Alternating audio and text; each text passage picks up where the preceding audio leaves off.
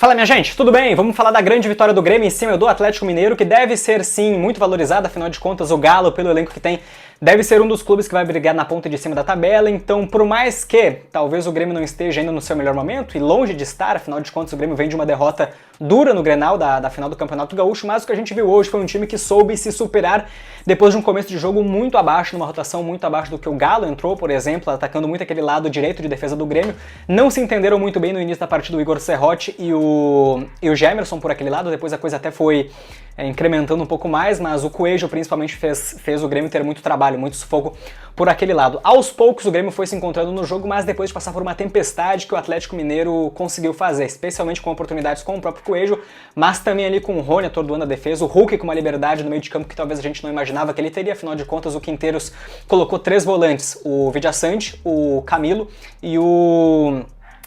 Villaçante, Camilo e o Edenilson, ou seja, 3 volantes. A gente espera um time mais marcador. E o que a gente viu, na verdade, foi jogadores do Atlético, principalmente o Hulk, que é o jogador que você não pode deixar livre de jeito nenhum, afinal de contas ele é o pilar central, é o jogador mais fundamental do time do Atlético há pelo menos aí 3 temporadas, acho que é isso, né? 3, 4 temporadas. Ele vai lá e por boas vezes consegue abrir boas bolas então nas laterais, enfim, pro Grêmio acabar passando algum tipo de sufoco com os pontas do Atlético muito bem abertos, né?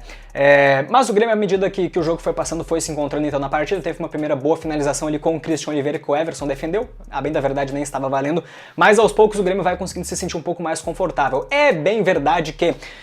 o segundo gol do Grêmio acabou sendo ali mais por um lance de sorte do que juízo, mas acabou acontecendo e a gente não tem nada do que ver com isso, né? Mas enfim, indo por ordem aqui nos fatos então. O Grêmio consegue fazer o seu primeiro gol na partida através daquela jogada do Amuzu, que eu acho que estava jogando muito bem, já sendo talvez ele o principal jogador do Grêmio, atrás, é claro, do Thiago Volpi, que defendeu jogadas impressionantes, assim, defesas quase que inacreditáveis. É bem verdade, talvez, as bolas que foram nele, mas assim, ele estava no lugar certo, na hora certa para defender. Defendeu oportunidades a rodo do Atlético Mineiro. Enfim, voltando aqui pro Amuzu então. Era o principal jogador ofensivo do Grêmio naquela altura, que estava pelo menos tentando fazer algumas jogadas com um pouco mais de sensação de perigo pela ponta esquerda. E é através dos pés dele então que ele consegue vir pro meio e fazer um cruzamento que a bola desvia, é verdade. Até chegou a se ter alguma dúvida ali se o Christian Oliveira estava impedido ou o Arezzo, não estavam. O Arezzo vem e consegue cabecear, fuzilar de cabeça pro fundo do gol do Everson. Belo gol do Grêmio, sim, mas a gente também observa que aquele gol quase foi anulado pela questão ali de uma possível falta do Lucas Esteves, que ergueu o pé alto. Eu até acharia compreensível de repente. Não encostou, mostrou de um ângulo que o pé do Lucas Esteves não encostou no Natanael, mas era compreensível pelo risco de jogo. Natanael, esse que fez uma falta muito de cuzão também no Amuzu, numa falta que não precisava no meio de campo, que ele pisou ali no tornozelo dele. Então assim, meio que ali virou um olho por olho, dente por dente, na lógica aí que eu li pelo menos aí parte da torcida nos comentários, enfim. Mas agora voltando então pra nossa partida, a gente viu também o Grêmio sabendo se defender, o Atlético ainda não parou de ir pra cima, tinha o controle do jogo, mas o Grêmio, como eu disse, foi crescendo de produção, conseguiu chegar no segundo gol numa jogada então do Villaçante com uma liberdade bem interessante no meio de campo, que ele demora pra tocar, a bola não ia aí na direção do Edenilson, como teve atrapalhada dos zagueiros do Galo, a bola ia lá pra outra ponta, acho que pro Christian Oliveira, mas aí então teve o corte no meio do caminho e acho que foi o Lianco e o Guilherme Arana que não se entenderam. Aliás, o Guilherme Arana, que a gente viu no meio de semana com a seleção brasileira, está numa fase bem pavorosa, muito abaixo do que já teve em outros momentos, especialmente no ano passado, no ano retrasado também, quando teve grande destaque aqui no Brasil. Tá numa fase muito ruim, então teve essa atrapalhada ali da defesa do Galo e a bola sobrou pro Edenilson, que eu também acho que fez muito boa partida, foi ele que tocou então pro fundo do gol ali do Everson. O Edenilson que fez um jogo bem interessante também, dentro do que a gente talvez espere, um gol, sabendo fazer bons passes no meio de campo. Hoje foi um jogo que ele se sentiu confortável em jogar, mas o Grêmio também, na minha visão pelo menos, sente bastante falta de um criador no meio de campo, seja o Monsalves, seja o próprio Cristaldo, que por vezes recebe bem mais oportunidades de titular perante o Monsalve. O Grêmio sentiu falta assim desse jogador porque quem viu o jogo viu que o Grêmio praticamente não tinha jogada trabalhada no meio de campo, era muito mais balão do Volpi, simplesmente, bola rifada pra frente. Mirava um dos pontos ou centroavante, o Arezzo nesse caso, já que o Bright White tá machucado, e era balão do Thiago Volpi, que pra mim foi o melhor em campo, fundamentalíssimo, não só pelas defesas que fez, mas também pelas intervenções, sempre que o Galo cruzava pra área, seja com o Hulk, com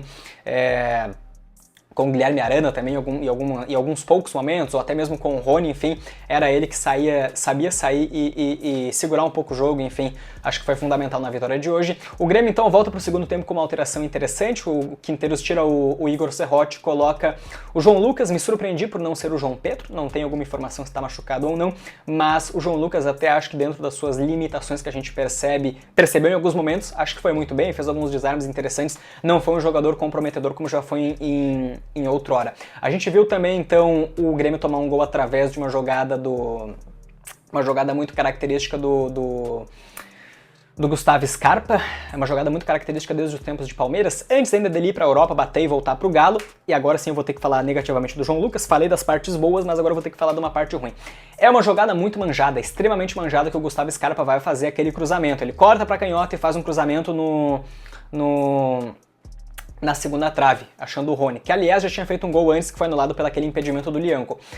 Cara, uma jogada manjada. O jogador que conhece o futebol brasileiro, que conhece o Gustavo Scarpa, tem que saber que ele vai fazer aquela jogada tradicionalíssima dele. Não foi o que o João Lucas fez, o João Lucas foi pra frente, o Rony entrou pelas costas ali, muito bem posicionado e fez o gol ali quase que sem chance já pro Thiago Volpe, que dessa vez não conseguiu operar mais um milagre. Depois disso, então, o Grêmio resiste, o Atlético Mineiro faz uma forte pressão, é bem verdade que o Grêmio ainda consegue uma chancezinha ou outra, o Gustavo Quinteiros coloca o Pavão, vê se faz alguma coisa, afinal de contas o Pavão, além de estar numa péssima fase, mas a gente viu hoje o Edenilson, que também é um ex-galo, conseguindo fazer a lei do ex, vá que por que não o Pavão não conseguisse fazer também. Claro que essa lógica da lei do ex é mais uma brincadeira folclórica, mas não acho que o Pavão hoje tenha entrado mal, por exemplo. Ele teve uma oportunidade de fazer o 3x1 ali nos 45 e matar de vez a partida, mas também acho que defensivamente tentou voltar, ajudar, mas daquele jeito dele ainda, sem se conseguir parecer conseguir se concentrar muito na partida ou fazer movimentos mais certos. Enfim, o Grêmio perdeu de costurar um pouco mais o jogo, prender um pouco mais a bola, errando alguns passes parecendo de nervosismo, torcendo para o jogo acabar de uma vez. Eu notei uma coisa muito interessante hoje, o Thiago Volpe desesperado, perguntando a todo tempo assim nos acréscimos quando é que o jogo estava acabando. Pra quem não sabe, o telão da Arena do Grêmio, pelo menos eu não estava na partida, mas o telão da Arena do Grêmio, até a final do Gauchão, quando eu estava, não estava funcionando. Então assim, o jogador ali que tá no gol do Thiago Volpe, ele olha pra frente, ele não consegue enxergar o tempo que falta pra partida acabar. Só o telão acima daquela goleira, do gol da geral ali. Mas enfim, rapaziada, uma vitória muito importante do Grêmio, vencendo um grandíssimo adversário que é sim, pelo time que tem candidatíssimo a brigar pelo menos por títulos, tá na Sul-Americana, assim como o Grêmio, não acho que vai dar a mesma importância para essa competição como o Grêmio deve dar, afinal o Atlético tem um time já formado, uma base de elenco bem sólida já há bastante tempo, então deve ser um dos times que vai brigar pelas cabeças. E o Grêmio, a gente viu hoje uma vitória muito importante, viu alguns torcedores já talvez satisfeitos até se o Grêmio tivesse empatado essa partida, o que não foi o caso, o Grêmio conseguiu vencer, fez os 2 gols no primeiro tempo e no segundo tempo então soube defender e também contar com um pouco de sorte, porque o Atlético também perdeu seus gols e aí faz parte do contexto do que é o futebol, mas assim, o Grêmio foi muito bem pressionado e por pouco também não teve um jogador expulso. O Gemerson que até saiu para a entrada do Rodrigo Eli, que voltou, além do Gemerson, o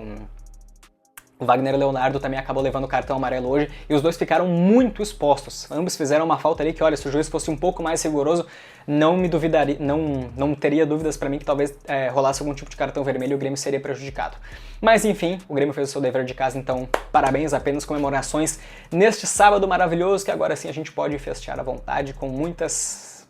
felicidades. Pra quem me conhece. Tamo junto, rapaziada. Forte abraço pra vocês. Se gostou do vídeo, então, deixa o like, se inscreve no canal. Até a próxima e um bom fim de aí pra vocês. É nóis.